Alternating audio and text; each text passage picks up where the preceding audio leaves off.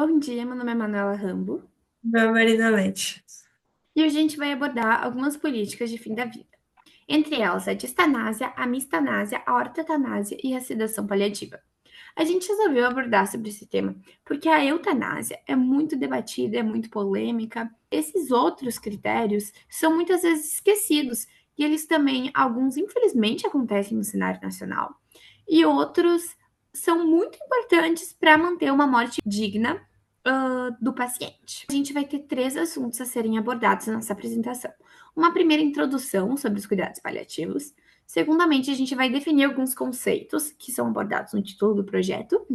E, por final, a gente vai abordar sobre como está o contexto nacional. Então, primeiramente, o que são os cuidados paliativos? É uma assistência focada em melhorar a qualidade de vida dos pacientes com doenças graves, sintomas refratários ou em estado avançado. Esses cuidados têm como objetivo reduzir sintomas físicos, emocionais e espirituais, promovendo conforto e dignidade no fim da vida. Então, a gente elencou 8 critérios que revelam a importância dos cuidados paliativos. O primeiro é o alívio do sofrimento e melhora na qualidade de vida, respeito à autonomia e às escolhas do paciente, suporte para a família, redução de intervenções invasivas e desnecessárias, humanização do atendimento à saúde, um impacto positivo no sistema de saúde, um cuidado de forma ampla que vai muito além da doença, trata também o psicológico do paciente em meio a tudo isso, com uma equipe ampla paliativista de psicólogos, psicoterapeutas, médicos, enfermeiros, e também fornecem essa dignidade no fim da vida. A gente vai começar falando um pouco sobre a mistanásia. A mistanásia acontece muito no território nacional, em países com baixo desenvolvimento e alto índice de desigualdade social.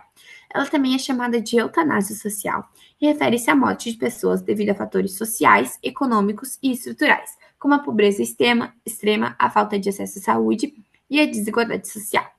No Brasil e em muitos outros países, ela é associada a condições de vulnerabilidade enfrentadas por moradores de favelas, de comunidades rurais, de pessoas que vivem distantes aos centros de saúde. Acaba acontecendo, então, com frequência, essa morte evitável e precoce devido à desigualdade e à falta de acesso. E ela é resultado de injustiças sociais e falhas no sistema. E ela reflete a importância de políticas públicas de saúde.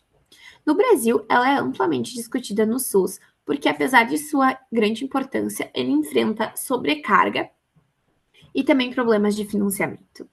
E em áreas remotas ou carentes, a falta de hospitais de profissionais capacitados leva a situações em que essas pessoas morrem antes mesmo de terem acesso ao atendimento adequado e imediato.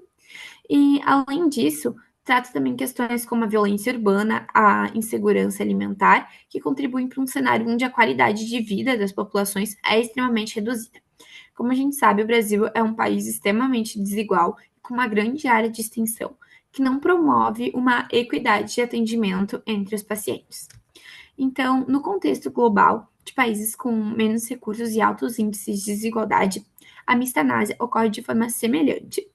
Então, a OMS alerta que milhões de mortes poderiam ser evitadas anualmente com acesso a um tratamento digno de saúde. E as nações mais ricas, mesmo que em parte acobertadas, também enfrentam o evento da mistanásia por uma parcela da população mais marginalizada que também não possui o acesso. Então, diversos debates sobre os direitos humanos, sobre justiça social e também sobre o papel dos governos e instituições em garantir essas condições dignas para todos. Então, agora a gente vai abordar um pouquinho a distanase. A distanase se trata de um prolongamento artificial de vida, sem perspectiva de recuperação, e causa um sofrimento adicional ao paciente, levantando questões éticas sobre a qualidade de vida. Então, esse prolongamento artificial é muitas vezes doloroso durante o processo de morte, com o uso de intervenções médicas que mantêm o funcionamento biológico do corpo. E ele, em geral, ocorre em estágios finais de doenças graves, como um câncer terminal, quando são usados tratamentos invasivos de suporte vital, e são mantidos mesmo sem benefícios reais de melhora na qualidade de vida, de prosperidade dessa vida do paciente. Então, ela ocorre muitas vezes devido ao avanço das tecnologias e da medicina, que permitem manter um corpo funcionando além do seu próprio limite natural. E essa prática levanta sérias questões de bioética, uma vez que, em muitos casos, o sofrimento do paciente e dos familiares é maior com o uso dessas medidas. e ela é muito discutida nos processos de beneficência e autonomia da bioética, onde a beneficência preconiza que o profissional da saúde deve buscar sempre o bem-estar do paciente, evitando o sofrimento desnecessário, que essa medida não é respeitada nessa prática. A ortotanásia se contradiz de eutanásia e ela se trata de deixar o paciente morrer naturalmente, com dignidade. Então, ela permite que a morte natural venha ao encontro do paciente. Ela é usada em casos de sintomas refratários. Ela é legal no Brasil e se trata da interrupção de algumas medidas artificiais usadas para prolongar esse funcionamento biológico do corpo. Ela permite que o processo de morte, então, ocorra sem intervenções desnecessárias e muitas vezes ela é confundida com a eutanásia. Mas a eutanásia antecipa a morte a pedido do paciente. Busca abreviar, então, muitas vezes o sofrimento. Só que a ortotanásia não. Ela só se trata da interrupção daquilo que é artificial e deixar que as coisas ocorram de forma natural e digna para o paciente. A sedação paliativa, ela é um recurso terapêutico e ela é usada em casos de sintomas refratários em que o paciente não tem mais perspectiva de cura, já foram esgotados os métodos para a possível recuperação do paciente e os sintomas são intratáveis. E ela leva à administração controlada de medicamentos sedativos para reduzir o estado de consciência e também de sofrimento daquele paciente. Então, aqui tem um fluxograma sobre quando pode ser feita a sedação paliativa. Então, se tem um sintoma de difícil controle, se já foi realizado todos os tratamentos de causas possivelmente reversíveis e houve o esgotamento de recursos para o controle adequado dos sintomas, se o sintoma é refratário, e daí tu tem, para tu considerar a sedação paliativa, tu tem que ter a comunicação com pacientes familiares e uma comunicação com uma equipe assistencial de psicólogos, psicoterapeutas, psiquiatras, para verem se esse é o melhor caso nessa situação. E daí pode ser iniciada a sedação paliativa. É importante a gente também falar de como tudo se aplica no panorama atual do Brasil e na nossa legislação, já que é com base nela que a gente vai trabalhar assim que nos formarmos e fizermos plantões ou virarmos especialistas no Sistema Único de Saúde brasileiro.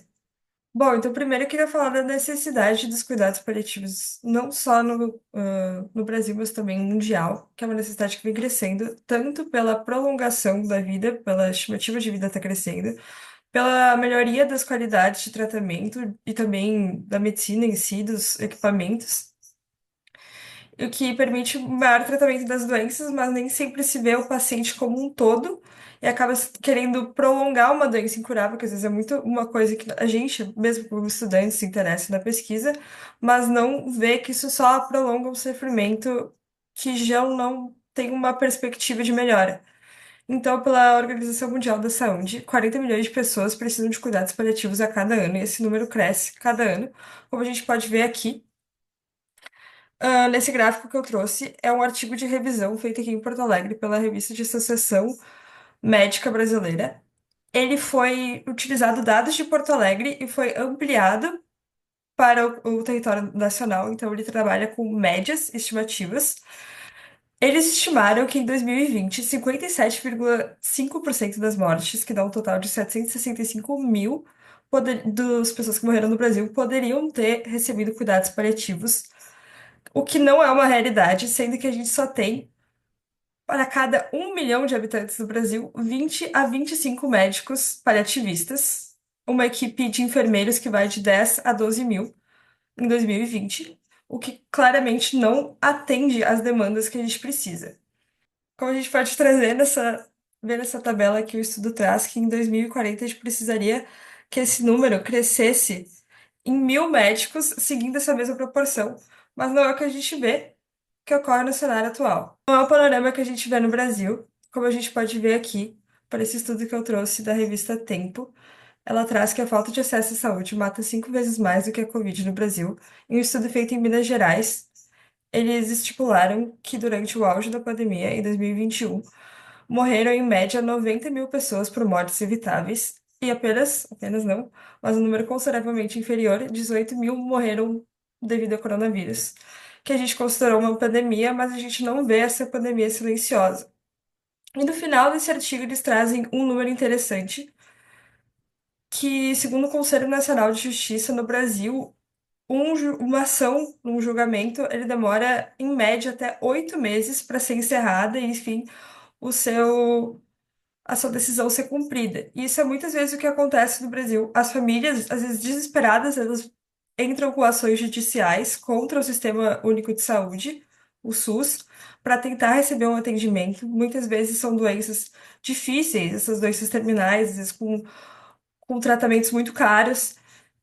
E eles não conseguem esse auxílio a tempo. A gente consegue ver que esse problema da mestanase, que a Manuela estava falando, ele tem uma esfera muito maior do que só a política e a organização do próprio SUS, mas também para o judiciário e o próprio conduta dos médicos que nem sempre conseguem auxiliar o paciente da maneira que eles deveriam.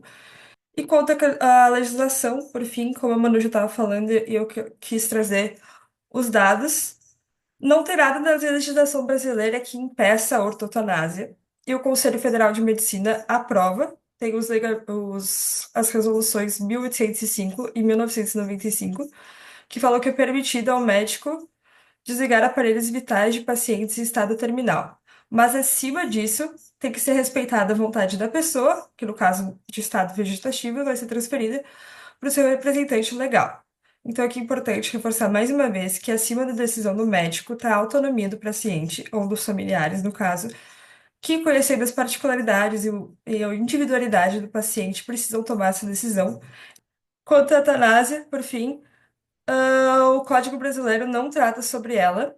Alguns autores do judiciário consideram como uma morte por malignidade, mas ela não é em nenhum momento descrita no código, então ela nada explicita ou mesmo despenaliza e ela é vista como um homicídio, sendo totalmente criminalizada no Brasil.